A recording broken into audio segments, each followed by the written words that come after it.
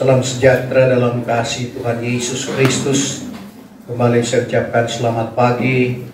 Selamat kita akan sehidangan dengan Tuhan lewat kebenaran firman Tuhan di dalam merayakan hari kemenangan, di mana Tuhan Yesus yang tadinya telah mati dan dikuburkan, dan pada hari yang ketiga Dia boleh bangkit dari antara orang mati. Untuk itu Bapak Ibu Saudara yang kekasih di dalam Tuhan Yesus Kristus, kita akan membaca satu ayat di dalam kebenaran firman Tuhan yang saya ambil di dalam Injil Lukas pasal yang ke-24, ayatnya yang kelima mulai.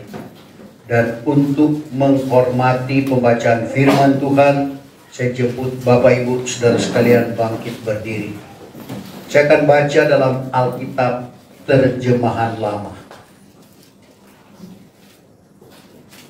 Lukas 24 ayat yang kelima, firman Tuhan berkata sebagai berikut. Maka takutlah mereka itu amat sangat dengan menundukkan mukanya ke tanah. Lalu berkatalah kedua orang itu kepada mereka itu, apakah sebabnya kamu mencari yang hidup di antara orang mati?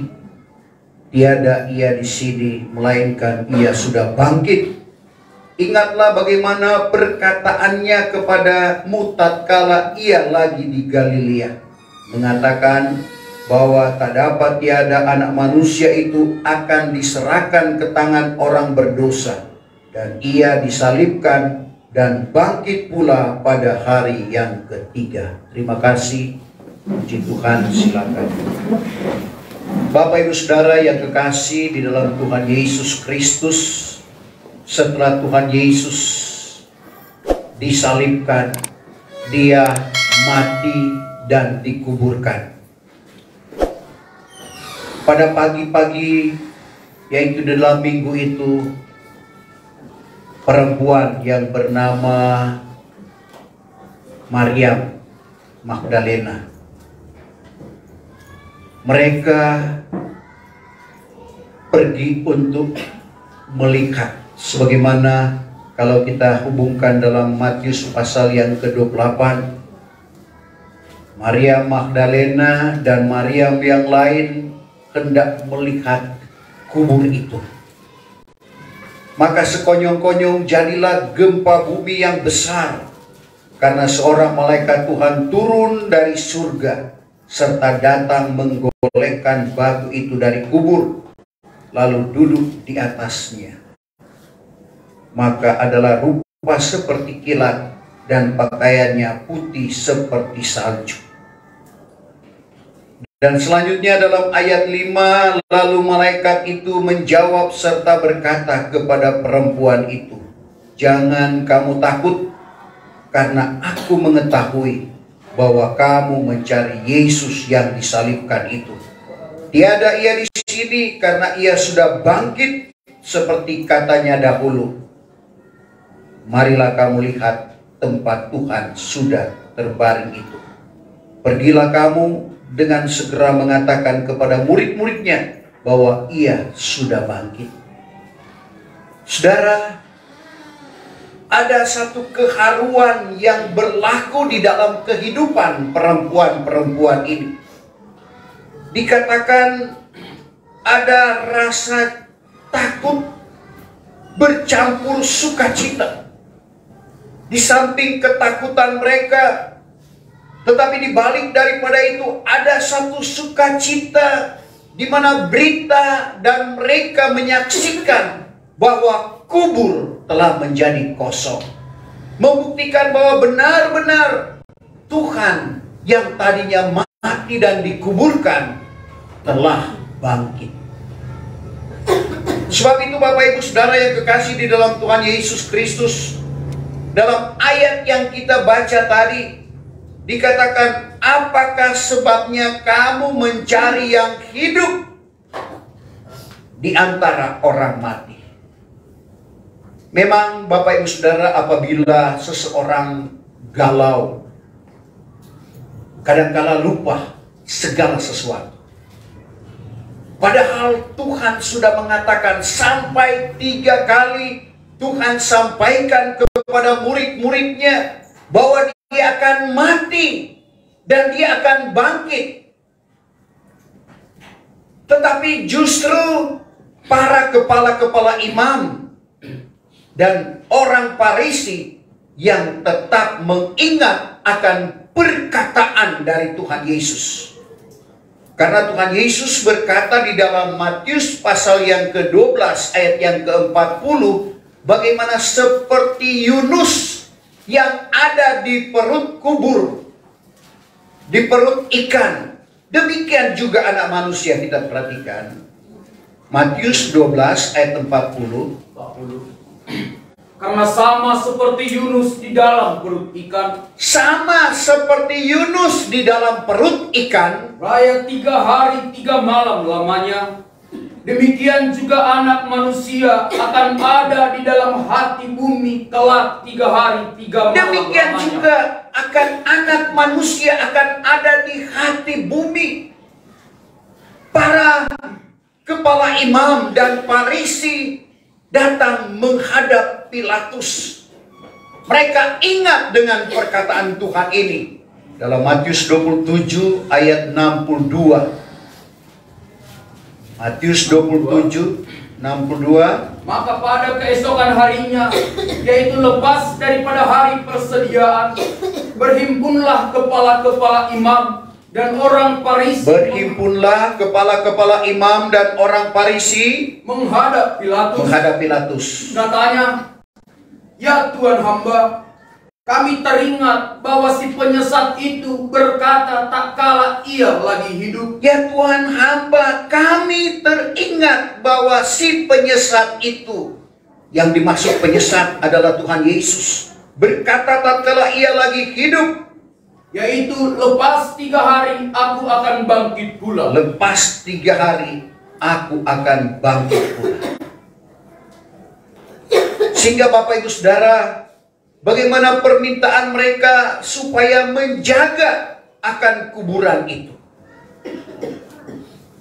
Kalau kita membaca ayat-ayat selanjutnya, bagaimana mereka memberikan uang kepada para prajurit untuk membalikkan fakta.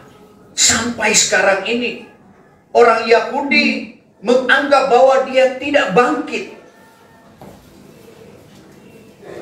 karena mereka menganggap bahwa dia adalah manusia, anak Maryam dan Yusuf si tukang kayu. Sehingga mereka masih menantikan Mesias untuk datang pada kali yang pertama. Sementara kita menanti kedatangan Mesias pada kali yang kedua. Tapi kita perhatikan Bapak Ibu Saudara yang kekasih di dalam Tuhan Yesus Kristus,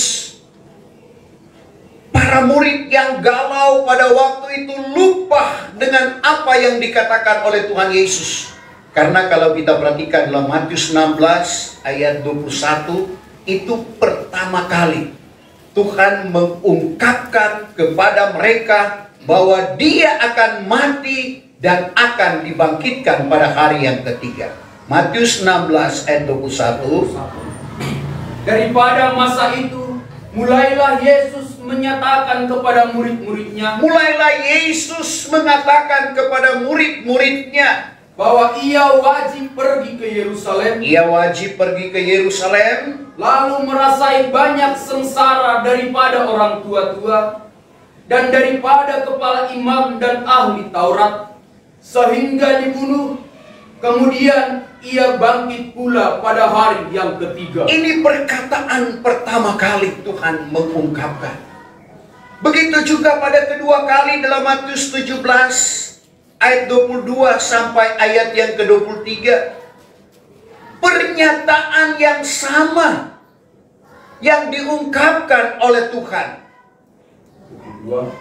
Tak kala mereka itu berjalan-jalan di tanah Galilea, kata Yesus kepada mereka itu, bahwa anak manusia akan diserahkan ke tangan orang, Lalu orang-orang itu akan membunuh dia.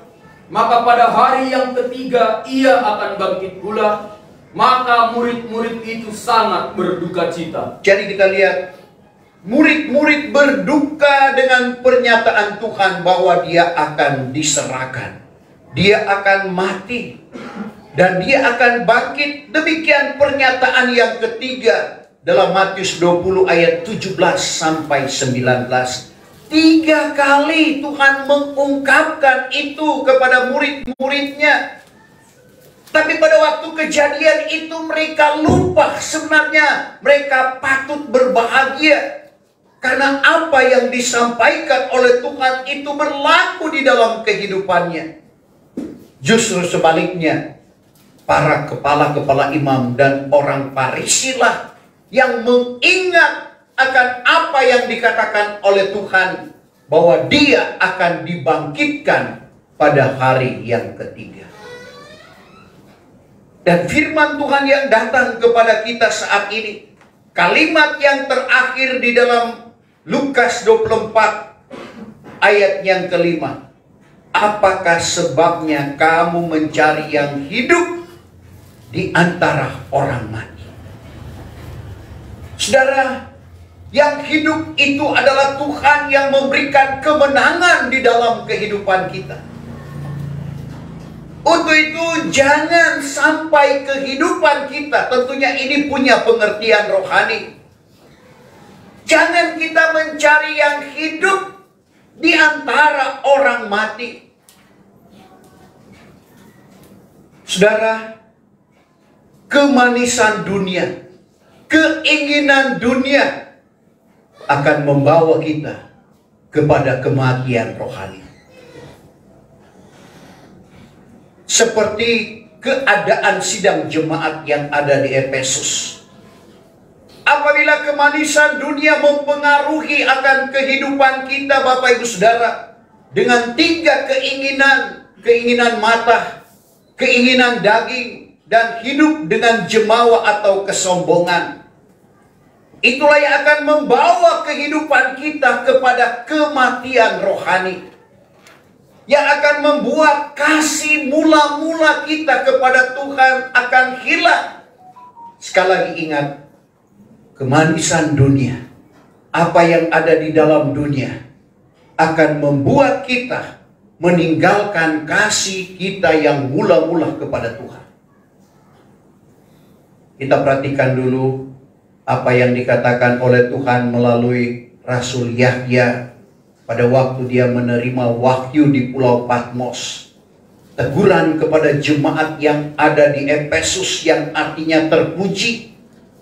Tetapi di dalam wahyu pasal yang kedua ayat yang keempat, ada satu hal yang dilihat oleh Tuhan terhadap jemaat Efesus ini. Tetapi aku ada suatu hal ke atasmu. Aku ada satu hal ke atasmu. Yaitu engkau sudah meninggalkan kasihmu yang mula-mula itu. Engkau sudah meninggalkan kasihmu yang mula-mula. Sebagaimana keadaan jemaat Efesus. Dalam Efesus 2 ayatnya yang ke-20 bahwa mereka telah dibangun oleh Paulus dengan pengajaran rasul dan pengajaran nabi. Dalam arti kata, jemaat yang ada di Efesus ini sudah dibangun dengan pengajaran yang diwahyukan oleh Tuhan. Tapi seiring waktu yang berjalan, kemanisan dunia yang mempengaruhi kehidupan mereka membawa mereka sehingga tertidur, bahkan ada yang mati rohani. Efesus 5 ayat 14 Paulus katakan, bangunlah hai engkau yang tidur, bangkitlah dari antara orang mati, sehingga Kristus bercahaya atasmu. Jangan sampai Bapak Ibu Saudara, kemanisan dunia, segala keinginan dunia mempengaruhi akan kehidupan kita, karena kita masih ada di dalam dunia. Sehingga pengaruh dunia ini sangat mempengaruhi akan kehidupan kita. Tidak salah Rasul Yahya katakan dalam 1 Yahya 2 ayat 15, jangan kamu mengasihi dunia dan barang apa yang ada di dalam dunia.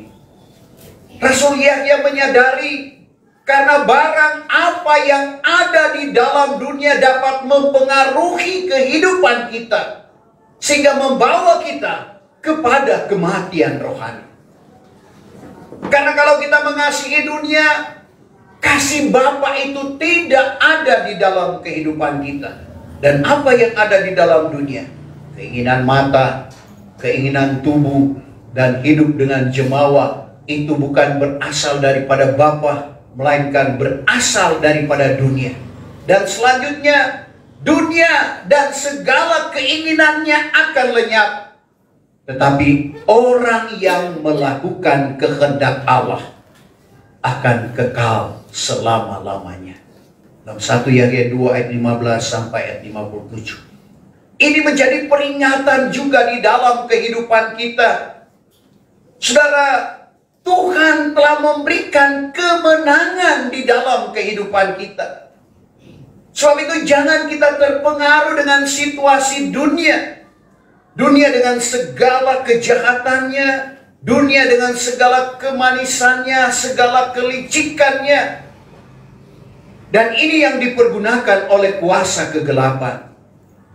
Tapi sekali lagi kita merayakan hari kebangkitan Kristus pada hari ini, yang menggambarkan bahwa hari kemenangan. Sehingga Paulus katakan dalam 1 Korintus 15, hai maut, di manakah sengatmu? Hai maut, di manakah kemenanganmu? 1 Korintus 15 ayat 55 mulai. Ayat 54 mulai. Tetapi apabila keadaan yang akan binasa ini sudah memakai keadaan yang tiada akan binasa, dan peri yang akan mati ini sudah memakai peri yang tiada akan mati, barulah aku sampai kelak. Saya ulangi, barulah akan sampai kelak perkataan yang tersurat ini, bahwa maut sudah ditelan di dalam kemenangan. Bahwa maut sudah ditelan di dalam kemenangan. Hai maut, di manakah kemenangan? Hai maut, di manakah kemenanganmu? Hai maut, di manakah sengatmu? Hai maut, di manakah sengatmu? Saudara, Tuhan juga memberikan kemenangan di dalam kehidupan kita. Sehingga Paulus katakan kepada jemaat yang ada di Roma, dalam Roma pasal 8 ayat 37. Kita sangat menang karena Dia yang mengasihi kita. Salinan baru berkata, lebih dari pemenang. Coba kita baca ayat itu. Roma 8 ayat 37. Tetapi di dalam segala perkara itu, Di dalam segala perkara itu, kita sangat menang kita sangat menang. oleh sebab Dia yang mengasihi kita. Oleh sebab Dia yang mengasihi kita. Karena bukti kasih Allah di dalam kehidupan kita. Ayat yang sering kita baca, Yohanes 3 ayat 16. Karena begitu besar kasih Allah akan dunia ini, sehingga dikaruniakannya anaknya yang tunggal, supaya barang siapa yang percaya tidak akan binasa, melainkan memperoleh kehidupan yang kekal. Jadi kita lihat Allah mengasihi kita dengan merelakan anaknya harus mengalami penderitaan dan mengalami kematian, tetapi bangkit pada hari yang ketiga sebagai bukti kemenangan. Dan untuk itu biarlah kita senantiasa mencari yang hidup, yaitu Tuhan. Jangan sampai Bapak Ibu Saudara hal-hal yang justru akan membawa kepada kematian. Karena itulah keterbatasan kita manusia. Kekhawatiran, kebimbangan, ketakutan. Saudara, itulah yang kadangkala menggerogoti iman kita, sehingga kita tidak memperoleh sesuatu yang daripada Tuhan. Kita harus yakin bahwa yang kita percaya adalah Tuhan Yesus Kristus yang telah bangkit, yang telah memperoleh kemenangan, dan yang memberikan kemenangan di dalam kehidupan kita. Tapi hal-hal yang saya sebutkan tadi seperti kebimbangan. Untuk itu Yakub katakan dalam Yakub 1 ayat 6 dan ayat 7, orang yang bimbang itu jangan berharap untuk mendapatkan sesuatu yang daripada Tuhan. Tapi biarlah ia memohonkan dengan iman. Memohonkan dengan iman, dengan keyakinan. Dengan tiada bimbang. Dengan tiada bimbang. Karena orang yang bimbang itu seumpama ombak laut yang ditiup angin terhantar ke sana kemari. Maka orang yang semacam itu janganlah menyangka bahwa ia akan beroleh barang apapun daripada Tuhan. Kebimbangan yang akan membuat kita tidak akan memperoleh barang apapun yang daripada Tuhan. Kita harus yakin dan kita percaya bahwa Tuhan dapat melakukan sesuatu di dalam kehidupan kita. Memang keterbatasan kita yang kadang-kala membuat kita khawatir. Kita berbeda dengan Tuhan. Tuhan hanya berkata, jadi. Dia berfirman, jadi. Seperti yang diungkapkan oleh pemazmur dalam Mazmur 33 ayat 9. Berkatalah ia, maka itu terdiri. Mazmur 33 ayat 9. Karena berkatalah ia, berkatalah Tuhan, maka ia itu pun adalah. Berfirmanlah ia, maka ia itu pun terdiri. Itu terdiri. Dia cuma berkata, dia cuma berfirman, tetapi kita tidak bisa demikian karena keterbatasan kita. Dan kalaupun dengan keterbatasan kita, kita diperhadapkan dengan kekhawatiran, karena pasti semua di sini pernah mengalami apa yang namanya khawatir. Sebab itu firman Tuhan bilang, apa yang tidak ada pada Tuhan, kita perlu serahkan kepada Tuhan. Mungkin kita akan berkata, apa yang tidak ada pada Tuhan? Langit dan bumi Tuhan ciptakan, termasuk kehidupan Bapak, Ibu, saya dan saudara. Semua Tuhan punya. Tapi apa yang tidak ada pada Tuhan, yang justru banyak di dalam kehidupan kita? Kata Petrus kepada orang-orang pilihan yang ada di Pontus, Galatia, Kapadokia, Asia, dan Betania. Dalam 1 Petrus 5 ayat 7. Itu yang banyak di dalam kehidupan kita. Kita harus serahkan kepada Tuhan. 7. Serahkanlah segala khawatirmu kepadanya. Serahkanlah segala khawatirmu, Tuhan, inilah kekhawatiranku. Karena ialah yang memperdulikan kamu. Karena ialah yang memperdulikan kamu. Kadang-kala kita juga diperhadapkan dengan kesusahan. Tetapi pengalaman dari Daud yang juga pernah mengalami apa yang namanya susah. Dia katakan, Mazmur 55 ayat 23 kalau tidak salah, pulangkanlah kesusahanmu kepada Tuhan. Mazmur, pulangkanlah kesusahanmu kepada Tuhan. Pulangkanlah kesusahanmu kepada Tuhan. Maka ia pun akan memeliharakan dikau. Ia memeliharakan dikau. Pada selama-lamanya tiada ia memberi orang yang benar itu tergelincir. Itu janji Tuhan. Jangan kita terbawa dengan kebimbangan kita. Jangan kita terbawa dengan kekhawatiran kita. Itulah yang akan membawa kita mati iman. Tapi mari kita memandang kepada Yesus. Dalam Ibrani 12 ayat yang kedua. Serta memandang kepada Yesus yang mengadakan dan menyempurnakan iman. Pada waktu kita mengalami penderitaan. Pada waktu kita mengalami ujian yang secara manusia kita tidak sanggup untuk menghadapinya. Kita pandang kepada Yesus. Yesus terlebih dulu mengalami akan hal itu. Selalu saya katakan bahwa dia telah mengalami penderitaan yang sempurna. Penderitaan lahir dan batin. Sehingga pada waktu dia berdoa untuk menghadapi ujian yang sangat berat di Taman Getsemani, keringat darah yang keluar, suatu hal yang luar biasa. Kalau kita manusia biasa tentunya akan depresi. Saudara menghadapi hukuman, di mana hukuman kematian.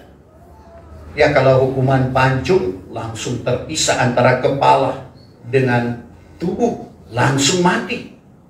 Hukuman gantung juga demikian. Tapi apa yang dialami oleh Tuhan Yesus Kristus? Bagaimana dia dicambuk? Bagaimana dia dihina? Orang lain engkau selamatkan, selamatkanlah dirimu. Saudara, suatu hal yang luar biasa. Penderitaan lahir dan batin dia rela alami itu sekali lagi. Karena bukti kasihnya kepada Bapak, Ibu, saya dan saudara. Untuk itu, biarlah kita juga mengasihi dia. Dia yang lebih dulu mengasihi Bapak, Ibu, saya dan saudara. Bagaimana cara kita mengasihi Tuhan? Yahya 14 ayat 21. Memelihara dan melakukan. Yahya 14 ayat 21. Siapa yang memeliharakan hukum Tuhan? Siapa yang memelihara hukum Tuhan atau firman Tuhan, serta menurut dia, ia itulah mengasihi aku. Ia itu yang mengasihi Tuhan. Dan siapa yang mengasihi aku, Siapa yang mengasihi Tuhan, ia pun akan dikasihi oleh Bapakku. Dan aku juga akan mengasihi dia sambil menyatakan diriku kepadanya. Jadi orang yang mengasihi Tuhan bukan dengan pujian saja. Aku mengasihi Engkau Yesus. Tapi yang memelihara dan yang menurut. Jadi kita pelihara karena firman Tuhan itu suci. Tidak boleh dicemari dengan akal dan pikiran kita manusia. Amsal 30 ayat 5. Jangan kita cemari dengan akal-akal manusia, apalagi dengan pengajaran setan-setan. Tapi mari kita mau memelihara kesucian firman Tuhan itu, dan kita menurut dia. Dan kita akan lihat kemenangan demi kemenangan Tuhan akan karuniakan di dalam kehidupan kita. Kita sangat menang, asalkan kita memandang kepada dia. Kita baca Ibrani 12 ayat yang kedua tadi. Serta memandang kepada Yesus. Serta memandang kepada Yesus. Yang mengadakan dan menyempurnakan iman. Sampai situ. Yang mengadakan dan menyempurnakan iman. Kita pandang kepada Yesus. Pandang terus padanya. Jangan menoleh, jalan terus. Jangan kita pandang salah orang lain. Tapi kita memandang kepada Yesus, Bapak Ibu Saudara. Karena kalau kita memandang kepada manusia, manusia penuh dengan keterbatasan. Manusia penuh dengan kekurangan dan kelemahan. Tapi kalau kita memandang kepada Tuhan, memandang kepada Dia yang telah memperoleh kemenangan, kemenangan itu juga yang akan Dia karuniakan di dalam kehidupan kita. Sehingga apa yang kita tidak duga, apa yang kita tidak sangka kalau kita mengasihi Tuhan, itu yang disediakan Allah bagi kita. 1 Korintus 2 ayat 9. Yang mata tidak lihat, telinga tidak dengar, yang tidak timbul di dalam hati manusia, itulah yang disediakan Allah bagi orang yang mengasihi Dia. Dan firman Tuhan ini bukan hanya sekedar kita dengar, bukan sekedar kita baca, tetapi itu terpraktek, kita alami menjadi kesaksian di dalam kehidupan kita. Dan inilah yang saya alami dan rasakan, bahwa firman Tuhan itu ya dan amin. 1 Korintus 2 ayat 9. Melainkan seperti yang tersurat. Seperti yang tersurat. Barang yang mata tiada tampak, mata tidak lihat, dan telinga tiada mendengar, telinga tidak dengar, dan yang tiada timbul di dalam hati manusia. Tidak timbul di dalam hati manusia, artinya yang kita tidak sangka, yang kita tidak duga. Itulah yang disediakan Allah bagi orang yang mengasihi Dia. Itulah yang disediakan Allah. Tuhan tahu apa yang harus Dia buat di dalam kehidupan kita. Tanpa kita sampaikan kepada Tuhan, Tuhan lebih tahu. Tuhan pernah menguji murid-muridnya. Karena dengan kuasa yang luar biasa di dalam pelayanannya. Sehingga meskipun pergi ke tempat yang sunyi, ternyata orang banyak datang. Karena mereka ingin melihat mujizat yang Tuhan anugerahkan di dalam kehidupannya. Sehingga Tuhan iba juga dengan keadaan mereka. Datang di tempat yang sunyi, lalu Tuhan berkata, dari mana kita boleh mendapatkan roti? Tuhan bilang, berikan mereka itu makan. Di tempat yang sunyi tidak ada toko, saudara, tidak ada warung. Sedangkan orang banyak sudah datang. Sekali lagi Tuhan menguji kedua muridnya, Andreas dan Filipus. Kalau kita perhatikan di dalam Yahya 6, ayat yang ke-5 dan ayat yang ke-6. Tuhan tahu apa yang harus Dia buat. Yang tidak ada saja menjadi ada, apalagi yang ada. Coba kita baca. Apabila Yesus mengangkat matanya, Apabila Yesus mengangkat matanya, serta memandang sekalian orang banyak yang datang kepadanya, maka katanya kepada Filipus, dari manakah dapat kita membeli roti? dari mana kita dapat membeli roti? Supaya orang banyak ini makan. Supaya orang banyak ini makan. Maka Yesus berkata demikian, sebab hendak mencobai Dia, karena Ia sendiri mengetahui apa yang hendak dibuat. Yesus tahu apa yang akan Dia buat. Yesus tahu apa yang harus Dia buat di dalam kehidupan kita. Tapi kadang-kala kita diuji. Ayat selanjutnya, Andreas berkata, maka sahut Filipus kepadanya, roti yang 200 dinar harganya tiada cukup bagi mereka itu, walaupun seorang sedikit. Maka seorang daripada murid-muridnya, yaitu Andreas, saudara Simon Petrus, berkata kepadanya, di sini ada seorang budak yang menaruh roti jelai 5 ketul dengan ikan kecil 2 ekor. Tetapi apakah gunanya itu pada orang sebanyak ini? Andreas bilang, di sini ada anak kecil punya 5 ketul roti, 2 ekor ikan, tapi apa untuk apa? Faedahnya untuk orang banyak ini. Artinya pemandangan Andreas, tidak ada arti ini 5 roti dan 2 ekor ikan. Tapi Tuhan minta itu. Tuhan berkati. Saudara, sudah makan 5.000 orang, belum termasuk perempuan dan anak-anak. Sudah makan sampai kenyang. Tuhan suruh kumpul yang sisanya lebih banyak. 12 bakul. Karena Tuhan menghargai berkat. Kan Tuhan bisa lakukan apa saja. Bisa saja Tuhan katakan, tidak usah kumpulin, nanti saya buat mujizat lagi. Tapi Tuhan suruh, menandakan bahwa Tuhan menghargai berkat.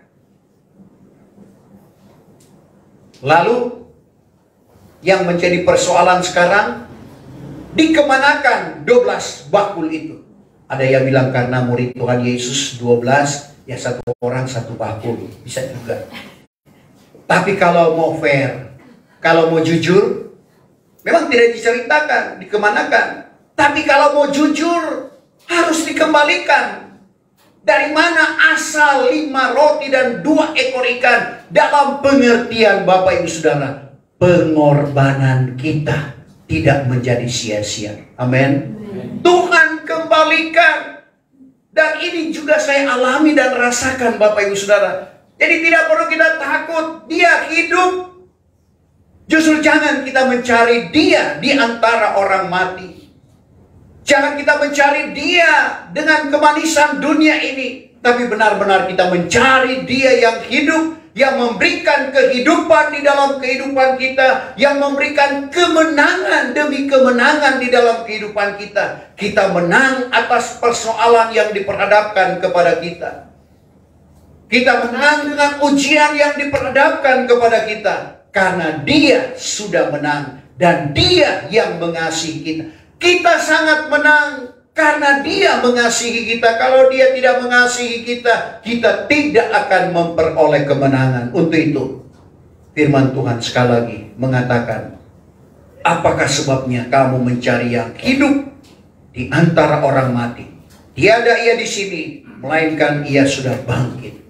Yang kita rayakan pada hari ini, di mana kebangkitan Kristus, kemenangan Kristus yang memberikan juga kemenangan di dalam kehidupan kita. Saya jemput kita bangkit berdiri. Kita sempurnakan ibadah kita. Kita menyembah Dia dengan roh dan kebenaran. Tak tersembunyi.